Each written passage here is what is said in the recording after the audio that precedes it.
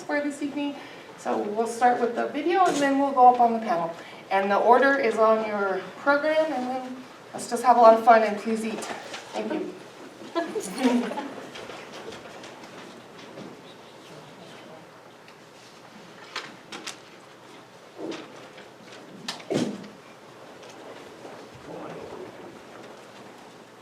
Told you there was going to be technical difficulties. Yeah? Turn the lights there.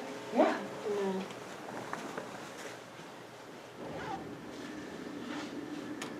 There. Oh, that's They're good. Yay! Oh. Don't fall asleep now.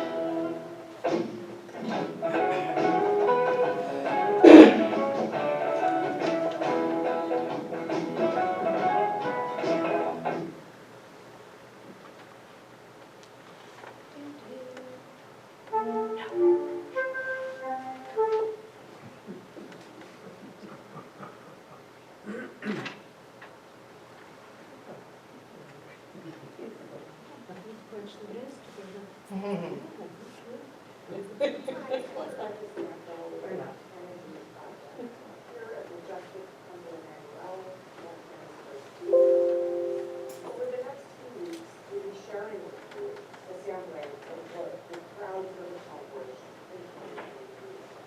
The Jewish value of Kulam, which means repair of the world, is central to everything we do at MJP. So many of you worked alongside us to reacquire this 1891 building and to repair our very old cathedral here.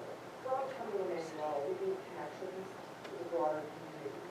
In 2023, we offered over 20 programs and events from our Montana-wide community center inside Historic Temple of Emmanuel. Our work at MJP is just getting started. We will grow more fully into our historic home and work with you to make Montana a better place for us all.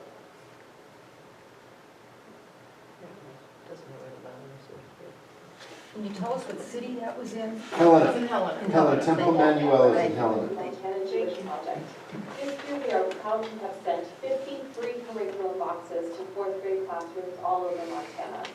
Many of these were delivered to rural schools or schools bordering tribal reservations. The contents are non-religious, and the lesson plan uses a book based on a true event that happened in the Lakes about 30 years ago. The goal was to use that story as a lens onto bullying of all kinds, and to provide our hardworking teachers with creative new material, and also to share the joyful holiday of Hanukkah and provide students a fun learning experience that also counters anti-Semitism, which is an important part of our work. We hope that these curriculum boxes help to foster acceptance and kindness in all of these Montana classrooms, which links back to our core value of Tikkun Olam, repairing the world.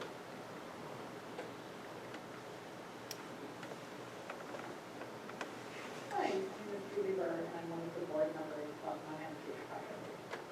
One event we participated in this year that we're especially proud of was a book study on Buff Sleepers by Tracy Kidder, and a community conversation about our sheltering neighborhood in Montana.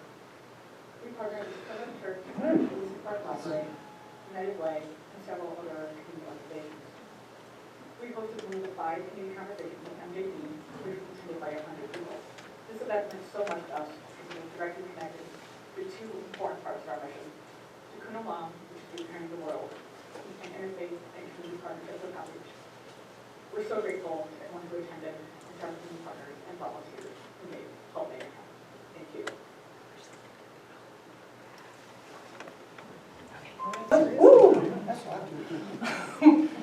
Hello again, Leila Graham. So happy that you're all here. Anyway, I grew up here in Great Falls with my family. Most family lived in either Bozeman or the homestead was in Bozeman, and then my stepdad's family was Dreamland up in Billings. So most of the high holy days we would go to Billings. I'm not really sure why, because I mean it's just I think it was just for family. But my grandparents on my mom's side were German speaking. They spoke German at home. They're not German and they weren't Polish. They were Prussian, and you would let them know that. So we had a lot of Sidors and lots of Jewish books, all menorah, everything in our household. But outside of High Holy Days and other stuff, I didn't really have until I was from 5th grade until before 5th grade, other than High Holy Days. And then we got to my parents were military. My mom and her husband are military, and we moved to RAF Lakenheath, which is in England. And I got to do a lot more with my Jewish life in England. There was an Orthodox chaplain from Crown Heights, so we Chabad, and so I got to spend a lot of my youth, going to Chabad and studying. Got to go to Israel a couple times, and it was really fun. Got to study a lot, learn a lot of Hebrew. I have a twin sister, and when we were 15, they were like, I'm going to have I'm going to have a matchmaker, and she was married right out of high school. I'm an aunt of 9. They live in Mei Shirim in Jerusalem. Between that and Crown Heights, they're in Crown Heights, and now I guess what's going on back home. So they're Chabad as well. I am not married, I don't have kids, so I'm a good aunt, fun aunt, and get to spend a lot of time with them. But after high school, I joined the military, and in the Army there was another Orthodox rabbi from Crown Heights, another Chabad. I just was surrounded by, the Chabad community growing up, and then through high school, through the military. After I got out of the military, I went to UVA, and I lived right across the street from the Chabad house. So I got to study a lot, and then travel around a lot. But I'm glad to be home. I've been here a couple of years, and now that Mendel and Devorah are here, and Chabad as well, so I'm excited to carry on. I just want to hear what I think. So I moved to Fairfield my senior year, and we read The Chosen, and my English teacher asked me if I knew any Jews, and I said, yeah, and he said, what did I like? And I think I cussed at him. I know I cussed at him, and I walked out of the room, and I went to the principal's office, and I was like, hi, I'm in trouble. I yelled at my teacher because he said something really stupid, and the teacher was like, well, I wasn't trying to be mean. I'm like, well, I know you weren't, but you were, and let's talk about it. And what does that mean? Do I speak for all of my people? And so that we had I dealt with a lot of education, what that meant, what it would look like. When I was in 6th grade, we'd have a Christmas tree, and my friends cut a Christmas tree down and put it in our doorway.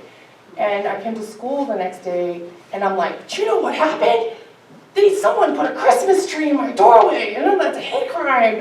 And my friends were like, they were so excited because they thought they did something nice, because they thought we were just too poor to have a Christmas tree. And Hanukkah was, starts 23rd that year, so it was very late. So I'm like, no, that's not it, but thank you. That's very nice of you, but can we donate it to someone else? So it was a lot of things like that. People thought they were really nice. And then, because we're not exposed, we're in Great Falls, and not a lot of Jewish people here, at least especially when I'm in England, in the dot school, they were supposed to, but they were, I had a lot of random things like that. But I'm glad to be here. I'm glad to be back in Great Falls. I want to definitely get more involved in every aspect of the Jewish community, and not just the, sitting at the Fort of Mendel's house. But we'll move on from that, and thank you for coming. And Gail is going to share now, and then we're going to talk more. Good evening. I'm Gail Belfort. I'm originally from New Jersey. I moved here in 2010. Can we move the flowers away from Gail's Yeah. face? Thank you. Okay. Thanks, I like the flowers, but I moved here in 2010. I was a lawyer in New Jersey for over 21 years, and now I'm a full professor at University of Providence, and I teach criminal justice and legal studies. So it's a big change for my husband and I, and he's Catholic, and yes, we got married by a rabbi and a priest. It's not a big deal, back east. Well, anyway, I grew up in a blue-collar town. My dad was a working class, I guess. And there weren't many Jews in our town. We lived next door. The town that I grew up in is next door to Teaneck, New Jersey, which is very famous for a lot of Orthodox Jews, but it wasn't back then when I was growing up. There were a lot of Jews in Teaneck, but not Orthodox. I had my bat mitzvah in a conservative temple, and my dad doesn't like to practice Judaism. He's more of he's, God rest his soul, he was more of a agnostic / atheist almost. But my mom, we kept kosher in the home. My mom liked Shabbat candles, and we celebrated the High Holy Days and Passover. I did go to Hebrew school when I was young, and then I would go to Mass with the rest of my friends on Sunday. And there really is not much difference between a Mass and a Jewish service, other than we don't yell. And then I went, well really, it's very similar. You stand up, you sit down, you sing psalms, you wish people peace, and they read the passage of the week from the Bible, and then the rabbi gives a sermon, so it's really very similar in my opinion. And it's interesting because I teach at a Catholic university, and Father Oliver is always saying things to me like, "Where'd we get that from, Gail?" Specifically, the Proverbs and the Psalms are in the Old Testament, not the New. And so it was a big culture adjustment. It was weird not having an actual synagogue in Great Falls. I was kind of shocked because there's a big military base here. So it's been a big adjustment doing those kinds of things. I wouldn't say I'm particularly religious. I would say I'm more reform than conservative, but I would be happy in either. I'm definitely not Orthodox, although I have Orthodox cousins, and my nieces, I have 3 nieces and nephews in Israel right now. One is in the IDF Army. The other one is an art therapist and had to get evacuated and is living in Jerusalem with her mother-in-law. And the other one is doing a year abroad at University of Jerusalem. So it's very personal to me now, and I think my faith came back more after my parents died within the last 7 years. And because university is so open to me, like, I don't know, it was about 5 years ago, honey, that I had an interfaith Seder at my house. And almost everyone there was not Jewish, but it was really a fun time. And, you know, I went to that one website, so I was able to get everything in English and printed out my own Haggadah and things like that. The problem is getting the Jewish food for the holidays, and so I do order from Zabar's and Carnegie Deli and Katz's. Actually, and then I just ordered for the end of Passover a cheesecake from Junior's Cheesecake in Brooklyn. And I miss the bagels, you know. We don't have a place here, and you know, we'll have things at the university, and they have these things that look like bagels, but they're like, they taste like bread. And I'm like, these are not bagels. I want bagels and real pickles. I ordered the half-sour pickles from the pickle guys in New York, you know, out of the barrel. And my husband didn't like pickles till he tried those, and he's like, oh, those are really good. Pastrami. Pastrami. Katz's. Yeah, I have some. And knishes I miss, you know. When I lived in New Jersey, you just go to the hot dog stand and you could order a knish and slap some mustard on it. It was a great take-and-go snack, right? But it's been a difficult adjustment for me. Most of my immediate family is no longer with us, and I only have one brother who's not religious at all. So, but what's happening, I don't want to get political at all, but what's happening now is very, very upsetting to me. But the good news is I teach 2 courses, undergraduate courses in criminal justice. I teach hate crimes, and I teach media literacy in the First Amendment, which is a really, really important course that I think everyone in the world should take. And is that good for now? Yeah. That's good for now.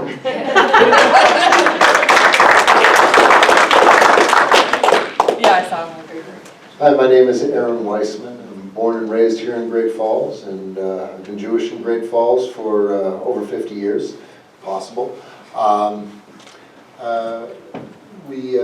Growing up, we always had an active Jewish community in Great Falls, small but active. I think that some of that was after the Vietnam War. There was a lot of military personnel that were stationed at Malmstrom Air Force Base. And in fact, from the time that I was small until right after 9/11, we used to, our Jewish community here in Great Falls used to have services at the chapel at the Air Force Base. And I'd like to take an opportunity to thank Malmstrom Air Force Base for, I don't know how many decades they hosted our community, but it was absolute decades that we had services at the chapel at the Air Force Base. I was actually bar mitzvahed in that chapel. We brought in, the Jewish community in Great Falls was originally organized in about 1910. One of the first things that those elders did is they purchased some land for a cemetery, which is still south of town. We still maintain it. And we reincorporated that Jewish community in 1984 and affiliated with the Union for Reform Judaism, which we still are affiliated with now. And for a lot of years, from about 1984 until about 10 years ago, we were bringing in a student rabbi from maybe 15 years ago, bringing in a student rabbi from the rabbinical school once a month to lead services and lead our community. Our community's gotten smaller over that last 15 years, so we stopped doing that. Starting to grow again now, I'm not quite sure entirely what that is. Some of it is the medical school. But since 9/11, we've had a nice partnership with Bethel Lutheran Church on the southwest part of town, and we've been renting space for them, and they've been our hosts since that time.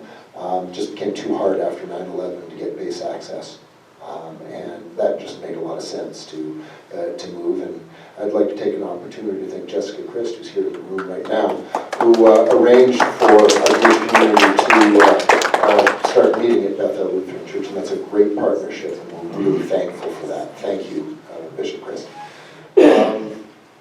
What can I say about growing up Jewish in Great Falls? It's just like growing up anywhere. I think Great Falls was a great home. I never really encountered a lot of anti-Semitism. There was a lot of people who didn't understand what Judaism was, like Layla was saying. It certainly is something that's outside of the experience of most everyone in this community. And growing up Jewish here was a different experience. What do you mean you don't celebrate, you don't worship Jesus? What do you mean you don't have Christmas? You don't do Easter eggs? No, it was an opportunity for a lot of learning, but I never really saw that it created any animosity, and I really never saw any anti-Semitism. But told people that we had 8 days of Christmas. So I don't know really what to say about that. We've had a very what else can I say about growing up Jewish here? Some historical facts. The Torah that we have here in Great Falls right now actually came from Temple Emmanuel. When they shut down in the 1930s, they purchased 2 Torahs. One of them, and when in the mid-30s, when that community folded, they sent one of their Torahs to the community in Missoula, and the community in Missoula is still using it. And the other Torah came here to Great Falls, and we're still using it. Came across a steamboat and covered wagon. Originally the scribe was from Israel, and or at that point the land that was going to become Israel in the late 1800s, and came across steamboat and covered wagon to Helena, Montana. I don't really know what else to say. That's fine. Can I Yeah, ask we'll a open it up. question? Yeah. Being a non-Jewish community member and just feeling bad that you didn't have Christmas or Easter growing up, but We did have Hanukkah and Passover. I know that, but from a little kid's eyes, you don't know Santa. But you can still have Santa. Anyways, being obviously non-Jewish, you use some words that I think I don't necessarily know what they mean. And I think it has to do with the different types of Judaism. Could you explain what some of those are, if that's okay? Yeah. Sure. Yeah, go ahead. Sure. Well, there's just like Christians have different denominations. We have different denominations. There's roughly there's conservative Judaism, Orthodox Judaism, conservative Judaism, and Reform Judaism. We're all still the same thing. We all still believe the same thing. We all read from the same books. But I would say a lot of it is based on what you feel to be important and how much ritual you really need. And I think that's a pretty fair way to put it. Yeah, what I talk about there, a follower of Rabbi Sneerson of blessed memory, and he's based in, their organization's based in Crown Heights, and they have a lot of members they send out to the community, and they just encourage Jewish life within Jewish life. So they're not proselytizing or anything. So he spoke a lot, wrote a lot, and as well as like every, lots of, through history we have a lot of written works and stuff. So that's just a person, a rebbe that organization, people would follow. So anything else? Yeah. So there's there's 3 Jews up here, so there should be at least 5 or 6 opinions. Yeah. Exactly. Well, you said like, okay, so there's Orthodox, there's blah, blah, blah, there's. Conservative and Reformed. Conservative. Yeah. Those are the 3 probably biggest denominations. Okay. Here, guys. In the back there? 2 questions, please. My ears are bad. Did you say your local community is affiliated with Reform, Renewed? Our local community is a member of the Union for Reform Judaism. Gotcha. And the second question is, do they still have Jewish services, Shabbat, holy days, out at Malmstrom? You just can't get there because it's tighter security now, or have they ceased doing that? We've had a number of military members come to our services. We have services in Great Falls pretty regularly. If anybody's interested in knowing the schedule, you can get in touch with me. I'm serving a lifetime sentence on the board. Are they still actively having services on Malmstrom though for those living there? They're not at all? I mean, not really. I mean, the chaplain on base knows our phone number, and when there's a Jewish military member, he usually calls us and gets them information on our services. Thank you. I know my friend worked actually in the Air Force on Maelstrom. She was assistant to the former chaplain, and he was Jewish. So there was a Jewish chaplain at Maelstrom, but he's no longer there. It's usually about a 3-year term with Yep. the military. Go ahead, Don. What impact do you expect to see from the Toro School, medical school coming into the community? I mean, there's a kosher kitchen in town that most of us can't get to. I'd like to try their food. The fact that there's a full-time rabbi living in Great Falls now, this is Mendel Spiro, who we mentioned, that's one impact. We have a full-time rabbi living in town. You know, it's an Orthodox Jewish school, but its mission is to teach medicine to medical students. It's not a Jewish mission, but it is a Tikkun Olam mission. I'm more excited about the fact that the quality of medical care in this state is going to skyrocket in quality as a result of the fact that we have so many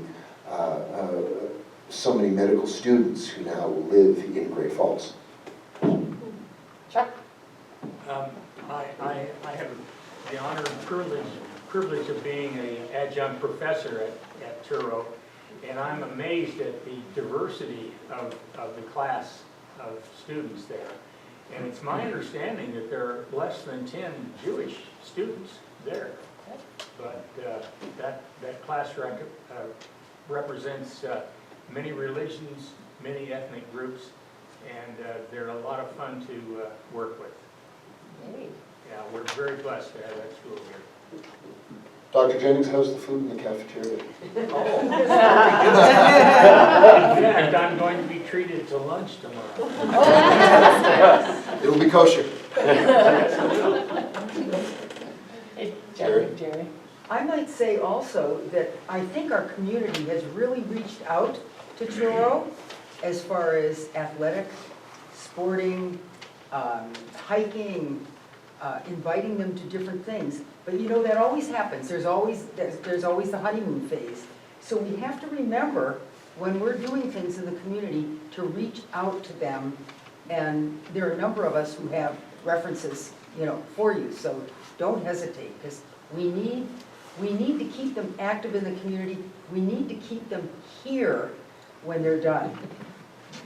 100%. You know, do you know how you find out if somebody you know is a ski instructor? Don't worry, they'll tell you. I was pretty excited to give Mendel several ski lessons this year, and he ended up buying a ski pass. So I think I think we've made him into a native. That's great. Maybe back. Yeah, hello. My question is for Gail. I'm wondering, I know you said you didn't want to talk politics, but hearing the class that you spoke of media literacy and the First Amendment sounds fascinating and so important and like all-encompassing right now. And I just had a question for you, in your opinion, what gives you hope today in that regards with everything that's going on, and what news do you listen to? If you care to share any tips. I like to listen to local news and get, when things are going on around the country, go to the source of the local news. But I try to stay away from regular news because I think it's all entertainment nowadays, personally. For stuff happening on Capitol Hill, I'm involved in the law side, so I read the Supreme Court blogs called SCOTUS blog. And then for regular news, I always fact check with Reuters, because Reuters is very neutral. They just, back in the day, they just report the news because there's so much false information there. But what gives me hope is my students, the student body at University of Providence is very diverse. Like, you would be really surprised that we have a lot of Latinos from California and Arizona. We have a lot of African Americans from the East Coast. We have international students. So they've been very open-minded in terms of the stuff that I'm presenting to them, because I'm presenting it in a different way. So, for example, you have the right to peaceful protest under the First Amendment. And that's one of the things in the First Amendment that is word for word. You don't have the right to destroy things. You don't have the right to harass people. You don't have the right to bomb a synagogue or another religious house of worship. And that class is taught by myself and a computer science professor. So we teach them how to fact check things, how to look for websites that are reputable, how not to believe everything they see or read, because that's a big problem with most people nowadays. So I think that's really important. My hate crimes class is my favorite class to teach, because there's another course that one of my colleagues teaches called Law and Minorities, but my hate crimes class is just specifically on hate crimes. And a lot of students go into that class thinking, if you call someone the N-word one time, that's a hate crime. It's not. So hate crimes are for the very, very egregious crimes, although in most states, hate crimes, it'll just be a sentencing enhancement, which means they'll get more time than they would. And in a lot of states, they don't have separate hate crimes. Well, I don't want to get political. But, so, whereas if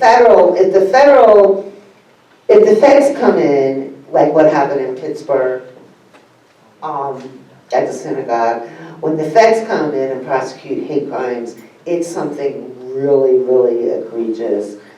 So it's very eye-opening. I demand civil discourse, and I also teach, we've got civil discourse and dialogue and respectful, and one of the missions of our university is human dignity, and that I don't allow my students to say things like, those people, well, you know how they are, those kinds of things. They will be asked to leave for the rest of the class. So I don't allow any harassment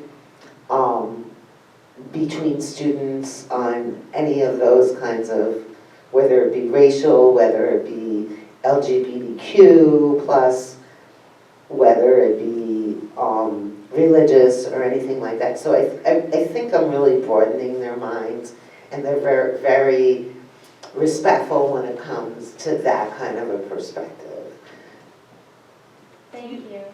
So in that vein, Do you think anti-Semitism is really on the rise, or is that more the media saying that? Both. I think it is on the rise. I know it's on the rise. You can just go to the FBI website and we'll have all the statistics for you. They've been posting on Facebook about the uprising in anti-Semitic events around the country. You can actually look at the cases on the FBI website and find out what happened, if they were found guilty, or if they, what their sentence was, and things like that. Although I think we're a little sheltered in Montana, where we're not seeing what's going on in some of the other states. And, you know, I wouldn't move back to New Jersey right now if you paid me $1 million. I'll second that entirely. I don't think there's a lot of anti-Semitism here. I don't really think there's any. Well, there's of course going to be some, but I think that Great Falls and Montana in general are absolutely fabulous places where people are really understanding and where there's a live and let live mentality. I have never really experienced much of any anti-Semitism, and I've lived in this state for about half a century. But you see more throughout this country. There's a very concerning uptick in anti-Semitism that has me really concerned. Yeah, for that. I think a lot of if there is, like the stickers that were in last year, those are outside kind of people not from Great Falls coming in and putting stickers or coming in and doing that. I mean, they might have local people like, you know, on the boots on the ground, but the leaders are not necessarily from Great Falls. But growing up here, we did have a lot of, you know, white supremacists. We had, you know, white Aryan resistance, and we had a lot of people living in the northern part, and they popped in. You know, we had Matthew Hale, you know, World Church of the Creator in Shodo. I mean, so we have a lot of people pop in, but they're not from here. They don't live here. They pop in, kind of agitate, and then they, you know, end up in federal prison. Like Matthew Hale. But I do feel a lot more. It's an uptick. I mean, it's a little more subtle sometimes, and people don't know. I have to say to a lot of them, you know, that's a very anti-Semitic trope. That what you're saying doesn't, I don't know if you mean what you mean, but that's what it means to me. That's what I'm hearing. And for me, you have to be, I feel just, you know, speak out, because, you know, if they don't have exposure, they might not intentionally be saying that, but we have a lot of, you know, lawyers and bankers. That's a, you know, anti-Semitic trope, right? It's it's a historical phenomenon. So you just have to be aware of what people are saying and bring it to their attention. So, yeah, anyway, good question. Jane? So, help me be educated. Can you give me the story of Passover? Because you're in Passover right now. No, you do. Yeah, thank you. So, have you read the book of Exodus? No. I'm not a religious person. But so the story of Passover is the story of the book of Exodus. We've got it's the story of the Exodus of Egypt. Passover. There's a section in the Bible. I mean, I feel bad lecturing about the Bible when we've got a bishop in the audience. There's two. There's two bishops here? There's two. Raise your hand. I'm staring at him. He's not going to raise his hand. Okay. Yeah. I'm just a pastor. You're just a pastor. But I mean, the story of Passover, if you're familiar with the Charlton Heston movie or the Prince of Egypt, those are both the story of Passover. So the Passover is where the angel of death. I didn't see that one. What is it? I've never seen that. Where the angel of death passed over the homes of the Israelites that had painted the blood of the lambs on their doors. That was one of the 10 plagues of Egypt. So the story of Passover is the story of the Israelites' exodus from Egypt well, however long ago it was. Through the Red Sea. Through the, Yeah. they're passing through the Red Sea, and I mean, the story of the Exodus. And Jen, if you want to come over, I can loan you a book or two. Okay. We have a few books at the library. Yeah. That's right. There might be a few books on the Exodus in the library. Jake. Yeah, what's it like, is your life different? Is it harder, is it easier, is it different, or none of the above for living in a place where there's not a big Jewish community versus living in a place where there is a big Jewish community? Because my sister is observant, it's harder. I mean, like, I keep a kosher kitchen, and I go to Bozeman, or now Missoula, they have a mikveh to put my dishes in a mikveh, religious bath, in a ritual bath. So that's tough. I think if I was married and I observed those laws, it would be, I would have to, you know, I mean, I can go to the river, but Bozeman and Missoula now will have a mikveh for women and men. Getting food, if my family visits, I'll have to order it in. That's tough, but since, I mean, I find it's a little bit more challenging because I choose to keep a kosher kitchen because my family are all observant. But other than that, I mean, I don't keep kosher out. I just keep kosher in my house so my family can visit. You know, I don't obviously bring kosher stuff in my house, but so yeah, that's it can be a challenge. But there is, you know, there are resources even if they're 4 hours or 3 hours down the road. I mean, we do have observant members in Montana now. There's 4, well now 5 with Mental. So I'm just going to say that, I mean, I've grown up here my whole life, it's all I know. I'm not going to say that it's harder or easier, it's all that I know. I'm not Orthodox. I don't eat pork, but I'm not kosher. And I mean, I don't think it's any harder than anything else, in my opinion. Chuck? So 2 questions. One that's been killing me for the last 10 years when I work at the Civic Center. Is the public invited to the lighting of the menorah during Hanukkah? Oh yeah, absolutely. Absolutely. And before you ask this next question, I'm going to quickly give some history of that menorah. Sure. Because it's kind of an interesting story. That is the Diane Kaplan Memorial Hanukkah. There was a member in our community of blessed memory who always, with her son, went by the Civic Center and saw the creche that was there and the Christmas tree and said, well, we should have something there too. And so that was Diane Kaplan, who was a dear friend and a lovely person. I miss her very much. But she, it was her mission to make sure that that happened. And we, how long ago was it? How long ago was it? Wow. I think it was 2008, wasn't it?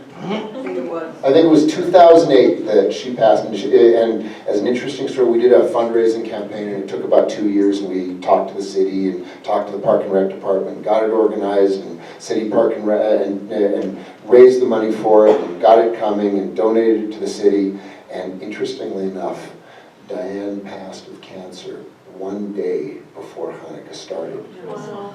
That year in 2008.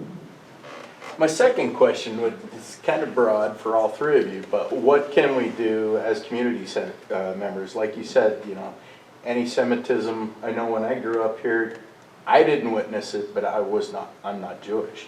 What can we do to support the community? And besides, you know, shutting down people that do say those people. Speak tolerance. Okay. I mean, we need to be tolerant of everyone in our community. We need to make sure that this is a welcoming, open community. Great Falls, Cascade County, Montana, this needs to be an open and welcoming place, and we need to make it very clear to everyone that this is an open, tolerant community. Thank you. One of the things that I love to teach started from an anti-Semitic incident in Billings. And where a rock was thrown through a young Jewish boy's home during Hanukkah. And the community got together and said, we're not going to stand for this. Not in our town. And they all put up little menorah stickers in their windows. And Published in the Billings Gazette, published a full-size. yeah. And everybody put it in their window. And NPR did a really great documentary on it. But that movement, Not in Our Town, is now nationwide. And it started here in Billings. And it's not just anti-Semitism, they do all kinds of hate. And even, you know, with what's going on with the police and the brutality and the racial stuff, they do these great documentaries of towns that have been able to overcome these things and learn how to respect each other and engage in civil discourse and dialogue. So it's just, the videos on it they're just amazing, and my students really love them because most of them have really happy endings. And so that movement is very near and dear to my heart. And it's kind of amazing that it started in Billings, Montana. Jessica. And there's a really nice children's book on that. Yes, Right. yeah. Absolutely, it's lovely. Yeah. I want to see if Ken has anything to say, to add as our historian in Montana. Ken? Speak up. You gotta speak Ken, up. do you have anything to say? Speak up. Speak up. No, I want to hear if Ken has anything. You can't hear you. Ken. Do you have anything that you want to add to this conversation?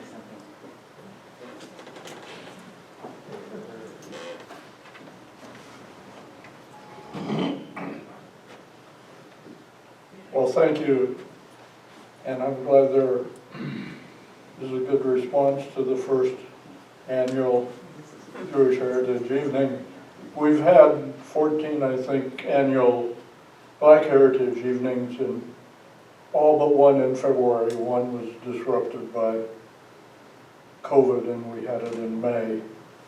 But I think whether it's a Jewish Heritage Evening or a Black Heritage Evening, it's important for the community to come together and celebrate diverse cultures, interesting backgrounds. I mean, all three of you have such different backgrounds. Your perspectives as Jewish people are different.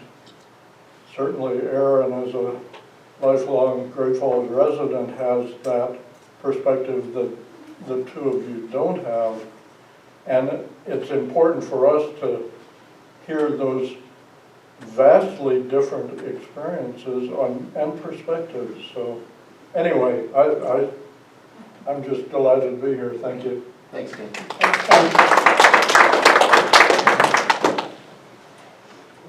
I know there's more. So I'm just going to say so we saw some videos for the Montana Jewish Project earlier. There's some interesting history behind that. In the, I think 1891, Temple Emmanuel, the Jewish community in Helena, was founded. And in the late 30s, after the gold rush was over, a lot of people moved out of Helena and that community folded. That building, which was the first synagogue that was built between Seattle and Chicago, actually was the one in Butte there as well at the same time? The one I believe the one in Helena was built first, and then the synagogue in Butte was built later. But that was the first synagogue built between Seattle and Chicago. And in the 1930s, the community folded, and that building was, for $1, was given to the state of Montana for the benefit of the people of the state of Montana. Back in the early 1980s, the state of Montana was getting rid of their inventory, and they ended up selling that building to the diocese, the Catholic diocese, for, I believe, $35,000. So the state of Montana made some good money on that deal. But a couple of years ago, there was a group of people throughout the state of Montana, proud to say that my wife is the treasurer of the organization, decided that that the Catholic Church didn't want it anymore, and make an effort to reclaim that building for the Jewish communities in the state of Montana. And we were a couple of years ago successful in repurchasing that building from the diocese and making it making Temple Emmanuel into a Jewish community center for the entire state. I think it's something that, it's a great story, and it's something of which every resident of Montana should be proud of. And there's some brochures in the back for it, the Montana Jewish Project sent, so we can. For people who want to learn more, the Montana Jewish Project does provide opportunities. Get their emails, go onto their website. They have book discussion groups. I was once part of a Zoom conversation with me and a rabbi talking about Passover versus Easter. Interesting. And, I mean, there are a lot of opportunities if you just dig a little bit. And if you have questions, ask, about how to find them, ask those guys or ask me or some other folks. There are a lot of education out there. The web address is on the brochures in the back. Jake? Yeah, I got a question. It's kind of a broad topic, so forgive me firstly. With the conflict that's happening in Israel right now, if people want to start to understand, like where it started or how it's led to where it is now, where do you recommend people go? Like, how do they find out, like, good information, accurate information? Now we're going to get political. Yeah.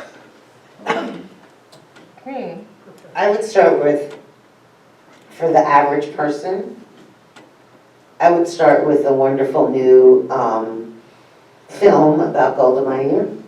Oh, 100%. Starring Helen Mirren as Golda Meir, and that film is mostly about the Yom Kippur War, but it's a really interesting process. And the other one, of course, is the one with Paul Newman. The Exodus movie is another one. And of course, Charlton Heston and Ten Commandments is always a good one. But I think for the average person, those are some neutral ways to start. Did you have a question? I'd also encourage Schindler's List. Yeah. Oh yeah, Schindler's List. And there's recently been some really great on Netflix. We Were the Lucky Ones that I just watched. It was phenomenal on Hulu. And that was about a Jewish extended family in Poland and how they hid and were able to disguise themselves during the war. And the second one that just came out, which is tough to watch, but it was excellent. It's called The Tattooist of Auschwitz. And actually, they named some of the concentration camp prisoners, and they said, you have to tattoo the people that come in. And so that one was really, really deep. And some of the other really great ones, like Band of Brothers. At the end of Band of Brothers, they come in to liberate the people from the concentration camps, and they're shocked. Like, they have no idea that this happened. They're like, who are these people? What is going on here? Are these people murderers? And it's a really, really deep moment at the end of that series. It was done phenomenally. The emotions just from that last episode are incredible. I found, I'm sorry, that question. That wasn't your question. What's that, Kelly? Another suggestion is the zone of interest. And that's a new movie, newer. Academy Award nominee last year. And we watched that and followed it up with the documentary Hitler's Children. Very educational, not easy to watch, but will give you insight. larger. That's about Haas, right? Pardon me? It's about Haas, right? On what? Zone of interest? It's about Rudolph Haas? Yes, on Haas, that's right. And they, in the follow-up it's not related to it, but in the documentary, they actually interview his grandson when he goes back there and visits. So there's a lot there to digest. Could I suggest though, I mean, if you want to know, go deeper into about conflict rather than just what was done during World War II or whatever, I've found Thomas Friedman, his articles in the New York Times to be, his columns just since this started, to be